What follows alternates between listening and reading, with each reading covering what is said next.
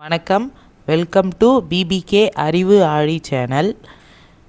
தமிழின் அழகை கூட்டும் அணிகள் ஏற்கனவே நாம் 4 பார்த்தோம். இன்று அடுத்த 4 காணலாம். உருவக அணி, ஏகதேச உருவக அணி, பிரிதி மொழிதல் அணி மற்றும் தன்மை அணி. முதலில் உருவக அணி. ஒரு செய்யுள் முழுவதும் உருவகப்படுத்தி கூறுவது. எடுத்துக்காட்டு: இருள்சேர் இருவினையும் சேரா இறைவன் பொருள்சேர் புகழ் புரிந்தார் மாட்டு. இக்குறளில் இறைவனின் உண்மையான புகழை விரும்பி வாழ்பவர்களின் மனதை அறம் மற்றும் பாவம் இரண்டும் அண்டாது. இதில் உவமை இருள், அதாவது அறியாமை மற்றும் தீமை. உவமிக்கப்படும் பொருள் தீவினைகள். இருள் வேறு தீவினை வேறு என்று கூறாமல் தீவினையே இருள் என்று இரண்டையும் ஒன்றாக்கி உருவகப்படுத்தியுள்ளார் திருவள்ளுவர். அடுத்த தலைப்பு ஏகதேச உருவக அணி. ஏகம் என்றால் ஒன்று, தேசம் என்றால் பகுதி.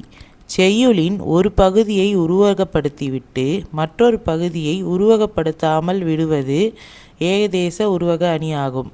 எடுத்துக்காட்டு: பிறவிப் பெருங்கடல் நீந்துவர் நீந்தார் இறைவனடி சேராதார் என்னும் திருக்குறளில் பிறவிக்கு பெருங்கடலை உருவகப்படுத்திய வள்ளுவர் இறைவனுக்கு எதையும் உருவகப்படுத்தவில்லை. எனவே இது ஏகதேச உருவக அணி ஆகும். அடுத்தது பிரிதி மொழிதல் அணி. ஓமையை கூறி பொருளை உணர வைப்பது. எடுத்துக்காட்டு: பீலிப்பை சாகாடும் அச்சிறு அப்பண்டம் சால மிகுத்து பெயின் என்னும் திருக்குறளில் மயில் தோகை என்று எண்ணி அளவுக்கு அதிகமாக வண்டியில் ஏற்றினால் வண்டியின் அச்சாணி முறிந்துவிடும். இது வள்ளுவர் கூறிய கருத்து. ஆனால் அவர் கூற வந்த கருத்து, வலிமை குறைந்தவன் என்று எண்ணி ஒரு அரசன் தன்னை சுற்றி அதிக பகைவர்களை தேடிக்கொண்டால் அவன் அரசு அழியும். எனவே உவமையை கூறி பொருளை உணர வைத்துள்ளதால் இது பிரிதி மொழிதல் அணி ஆகும். அடுத்தது தன்மை அணி.